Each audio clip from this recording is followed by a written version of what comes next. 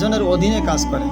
তো আপনি নতুন গেছেন, যাওয়ার পরে তার সাথে আপনার একটা আন্তরিকতা হয়েছে, মহব্বত হয়েছে। আপনি আপনার সেই শ্রমিক বন্ধুর সাথে ওই মহাজনের নামে অনেক আজে বাজে কথাবার্তা বলতেছেন। সে যে অপরাধগুলো করে, আসলে বাস্তব সে অপরাধ করে, সেই অপরাধের কথা আপনি তার সাথে গল্প করতেছেন। একদিন দেখবেন সেই কথা কোনো না কোনোভাবেই আপনার মহাজন জেনে গেছে।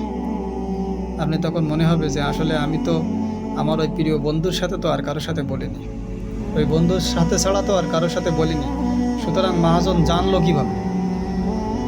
তখন আপনি না পারবেন আপনার বন্ধুকে কিছু বলতে, আর না পারবেন নিজেকে বুঝ দিতে। সুতরাং নিজের একান্ত গোপন কথা কোনো মানুষের সাথে বলতে নেই, চেষ্টা করতে হয় নিজের সমাধান নিজেকে করার জন্য।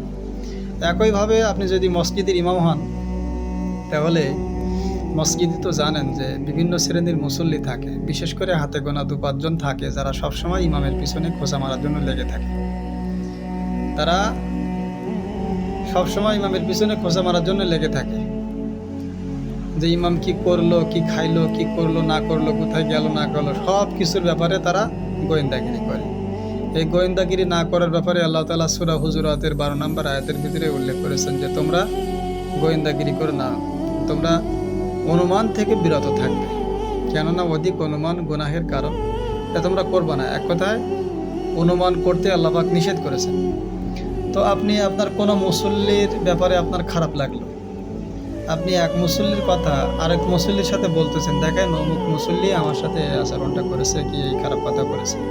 আপনি মনে করতেছেন যে তার সাথে বলে মনে হয় সমাধান হবে, কিন্তু না, ও হলো ওই এলাকার বাসিন্দা, আর আপনি অন্য জায়গা থেকে ইমামতি করতে আসছেন। আপনি মসজিদের ইমাম, কয়দিন আসছেন মসজিদে, কয় মাস আসছেন, কত বছর আসছেন। আর সে ন্যাংটাকাল থেকে ওই এলাকায় বসবাস করে, সে তার ছোট্টবেলার ন্যাংটাকালের বন্ধু। আপনি সাময়িক সময়ের জন্য আপনার পিছু নেবে, আপনার সাথে থাকবে, কিন্তু বৃহৎ সময়ের জন্য সে কিন্তু তার বন্ধুর পিছনেই থাকবে। এলাকার খারাপ কেউ চায় না, চাবেও না। সুতরাং এক মুসল্লির কথা আরেক মুসল্লির সাথে বলা যাবে না, নালিশ করা যাবে না। চেষ্টা করতে হবে সমাধান করার জন্য, ওয়াজ নসিহতের ভালো মন্দ কথা বলে চেষ্টা করতে হবে সমাধান করার জন্য। যদি সমাধান না হয়, সেখানে চাকরি ছেড়ে দিয়ে হলো না ভাত, বাড়ি গিয়ে খাইলাম, একটা কথাই আছে, যে কারণে সেখান থেকে ছেড়ে অন্য জায়গায় যেতে হবে। আল্লাহ মানুষের কম রুজি করেছে, কিন্তু কারোর বেরুজি করেনি।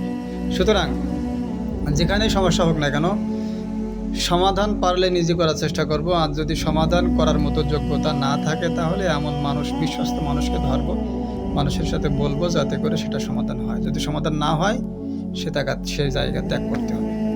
আল্লাহ তাআলা সকলকে বোঝার তৌফিক দান করেন।